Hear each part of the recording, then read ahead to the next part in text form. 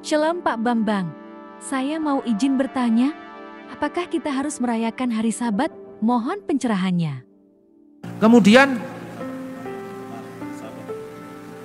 yang benar ya hari Minggu. Kenapa hari Sabat? Hari Sabat kan sudah masa lalu itu. Nah kalau saya ngomong begini nanti teman-teman yang tidak merayakan hari Minggu marah ke saya. Maka kalau jawaban saya hanya memikirkan GKI Papua, saya makan yang benar hari Minggu selesai kan. Tapi kalau saya hanya ngomong begitu, besok saya langsung diserang sama teman-teman Advent. Benar tidak? Nah ini sulitnya. Jadi saya itu sebetulnya jujur aja, jadi saya itu tidak gampang loh saudara-saudara. Angel, sulit karena apa? Saya membawa misi untuk bagaimana gereja-gereja itu tidak mewarisi dendam masa lalu.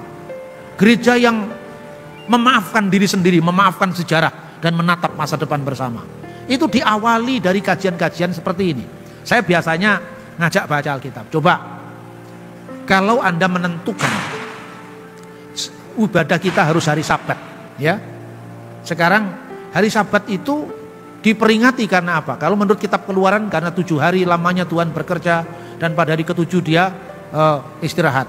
Istirahat itu bukan karena capek, karena memuliakan hari itu. Tapi kalau Anda baca kitab Ulangan ada kaitannya pula dengan keluaran dari tanah Mesir. Coba kita baca kitab Ulangan pasal 5. Kitab Ulangan, ya ini kitab tadi yang saya baca tadi yang pertama Keluaran, sekarang kitab Ulangan.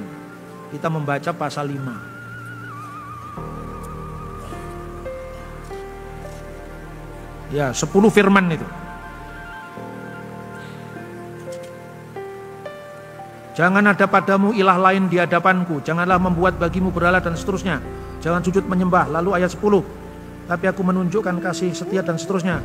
Jangan menyebut nama Tuhan, pelihara dan kuduskanlah hari Sabat seperti yang diperintahkan kepadamu oleh Tuhan Allahmu. 6 hari lamanya engkau akan bekerja dan melakukan segala pekerjaanmu. Tetapi hari ke-7 adalah hari Sabat bagi Tuhan Allahmu. Jangan melakukan pekerjaan apapun engkau, anak laki-laki atau perempuan, hambamu laki-laki, hambamu perempuan, lembumu dan keledaimu, segala hewanmu ataupun pendatang di dalam kotamu, supaya hambamu laki-laki atau perempuan istirahat seperti engkau juga. Haruslah kau ingat bahwa engkau pun dahulu budak di tanah Mesir dan engkau dibawa keluar dari sana oleh Tuhan Allahmu dengan tangan yang kuat, dengan lengan teracung. Itulah sebabnya Tuhan memerintahkan engkau merayakan pada hari Sabat. Nah pertanyaannya, kalau kita membaca Sabat dari Keluaran, ya kan, itu alasannya umum. 7 hari, 6 hari lamanya Tuhan berkarya, pada hari terakhir, hari Sabat, harus istirahat. Pertanyaannya, hukum di mana di Alkitab sebelum Taurat Musa diberikan yang suruh merayakan Sabat? Tidak ada. Berarti hukum itu setelah zamannya Musa kan?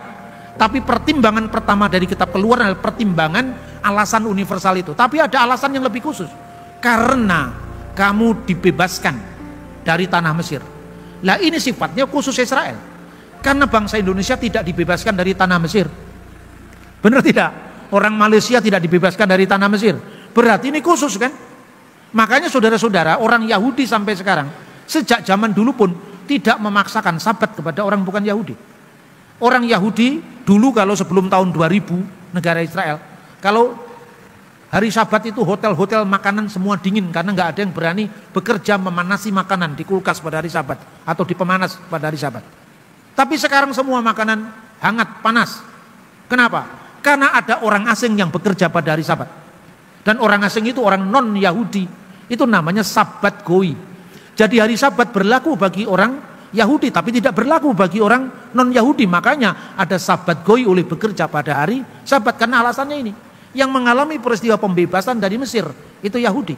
Tapi kalau alasannya, Pak itu kan 7 hari lamanya, ya betul. Tapi di mana dekretnya sebelum zaman Musa?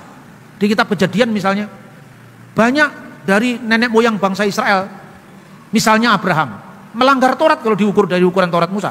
Misalnya, jangan memasak anak kambing bersama susu induknya. Abraham melanggar itu karena menyuguhkan kepada tamunya daging anak lembu yang gemuk dan dade. Dade itu produk susu seperti keju. Lah itu kan nggak boleh disajikan bersama daging. Apa dapat dikatakan Abraham melanggar ketentuan imamat Keluaran pasal 23 ayat 19? Tidak. Karena apa? Separuh dari kehidupan Abraham itu mewakili Ab Hagoyim, bapak bagi bangsa-bangsa. Kapan itu? Sebelum dia disunat. lalu mewakili bangsa Israel setelah dia disunat. Makanya sunatnya Abraham itu sunat perjanjian yang diawali dari putranya Ishak, umurnya 8 hari. Kalau ada orang lain mengklaim kami lebih setia pada Taurat Musa karena kami sunat umur 12 tahun. Itu bukan sunat Abraham, itu bukan sunat perjanjian, itu sunat tradisi. Iya kan? Kami lebih setia pada hukum Musa karena kami tidak makan babi. Kamu makan kelinci dan makan unta. Jangan hanya kamu sisakan satu kemudian kamu merasa lebih Musa daripada hukum Musa. Kita akan lihat sejarahnya secara detail dong, gitu. Nah, sekarang itu. Jadi artinya itu cara memahami Sabat. Kemudian, apakah sepenuhnya ritus Yahudi sama dengan Kristen? Tidak. Satu contoh Paskah. Apakah yang diperingati Paskah dari Paskahnya Yahudi? Keluaran dari tanah Mesir. Kapan tanggalnya? Setiap bulan purnama 14 bulan Nisan, malam tanggal 15 Nisan. Itu Paskahnya Yahudi. Pertanyaannya, waktu Paskahnya Yahudi itu apa yang mereka lakukan? Merayakan malam Paskah.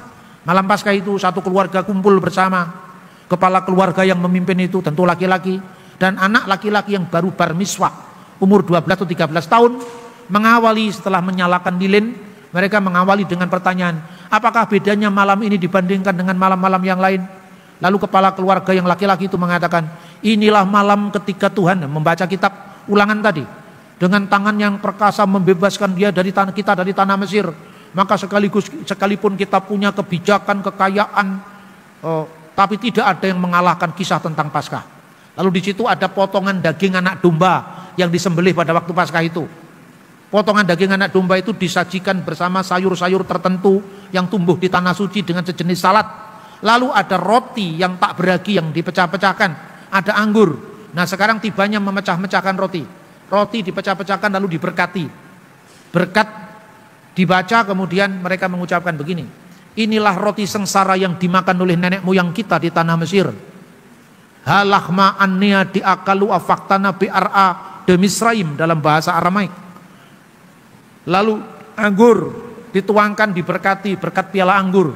Inilah anggur sengsara yang diminum nenek moyang kita di tanah Mesir. Yesus pun merayakan Paskah yang sama kan? Benar apa tidak? Di rumahnya seorang yang membawa kendi berisi air, itu rumahnya Markus, menulis Injil kedua, tempatnya di Yerusalem. Rumahnya menampung 120 orang. Apakah Yesus ada potongan daging anak domba waktu Paskah Yesus itu? Tidak ada, berarti pas penghayatannya beda lagi dengan Yahudi. Apa waktu potongan tidak ada daging anak domba, apakah Yesus waktu Paskah itu dia mengucapkan mecah-mecahkan roti memberkati? Ada. Tapi inilah roti sengsara yang dimakan nenek moyang kita di Mesir. Apakah Yesus mengatakan begitu? Tidak. Tapi dia mengatakan inilah tubuhku yang dipecah-pecahkan. Perbuatlah ini sebagai peringatan akan daku. Sejak saat itu ada peringatan yang namanya Ekaristi atau perjamuan kudus. Pertanyaannya, perjamuan kudus itu dilakukan pada hari apa? Tidak hari Sabat. Coba kalau misalnya dia pada perayaan-perayaan Yahudi, kumpul bersama orang-orang Yahudi yang belum percaya Yesus.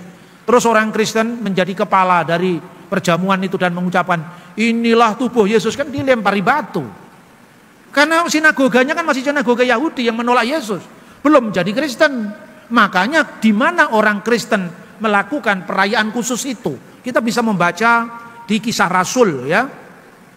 Kisah Rasul pasal 2 ya, pasal 2, cara hidup jemaat mula-mula. Ayat 42. Mereka bertekun dalam pengajaran para rasul dan persekutuan dan memecahkan roti dan berdoa. Orang Kristen punya memecahkan roti dan berdoa. Tapi mereka di bait Allah, tetap di bait Allah. Cuma ketika memecah-mecahkan roti tidak lagi di bait Allah atau lagi di rumah ibadat Yahudi.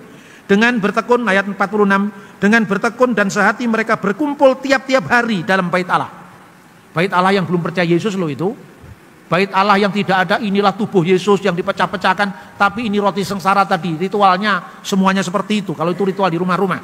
Lalu mereka memecahkan roti di rumah masing-masing secara bergiliran dan makan bersama-sama dengan gembira dan tulus hati. Mereka memecahkan roti tidak di rumah-rumah ibadat Yahudi, tapi di rumah mereka masing-masing.